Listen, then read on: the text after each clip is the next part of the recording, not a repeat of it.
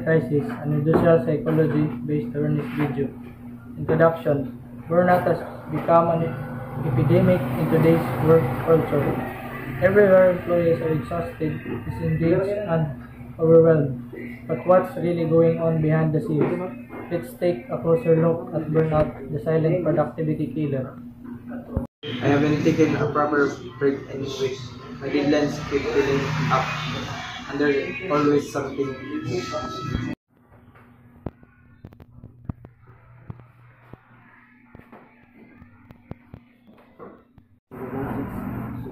Gidi, I need you to prepare the presentation for tomorrow. I know you've been busy, but we're counting on you. If it's too much, maybe we can discuss it next week, but it's urgent. Hey, you okay? You've been skipping lunch and overtime a lot lately. You don't seems like yourself. Giving complaints are an hour the manager. You should have to care on this alone. Burnout cases have risen in our company over the past year. Most of the time, it gives a notice until someone filed for leave or resign.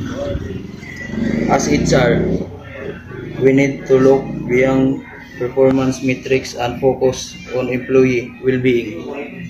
It's just about being tired. It's chronic stress that leads to emotional exhaustion, depersonalization, and just performance. Without organization, support is only worsens. I used to be passionate about my work, but over time I felt like a machine. No breaks, no appreciation, just constant deadlines. Eventually, I quit. I just couldn't take it anymore. Let's analyze burnout through the lens of industrial psychology. Why does it happen? What physiological needs are not being met? We'll explore this using established theories that explains how workplace impact mental health. The job demand resources models suggest burnout occurs when job demands are too high and resources too low. Maslow hierarchy of needs show that unmet psychological needs like belonging or esteem lead to low motivation, and toxic leadership styles like micromanagement add to the stress.